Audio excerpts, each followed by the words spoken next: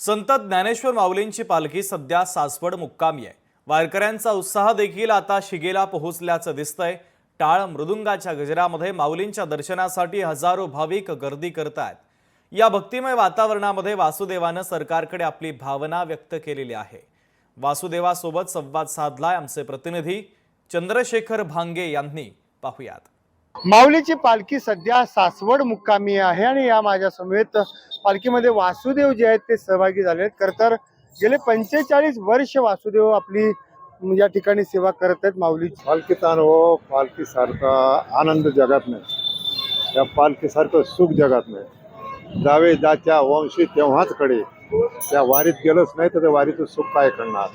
आणि या भक्तीचा एक अफाट सागर मार्ग आहे, याच्यामध्ये ज्याला आनंद लुटला त्यांनी यावं, हौशा कौशा नवशाने यावं, सर्व धर्माच्या लोकांनी यावं आणि अनुभव घ्यावा। आणि महाराष्ट्र गव्हर्नमेंटला आम्हाला एकच सांगणं आहे, आम्हाला जे मानधन आहे ते 5,000 रुपये ते काहीच पुरत नाही महागाईच्या काळात, हे दुप्पटनं व्हावं एवढी सरकारकडून आम्हाला अपेक्षा आहे। आणि वारी आम्ही अखंड मरेपर्यंत करत राहणार।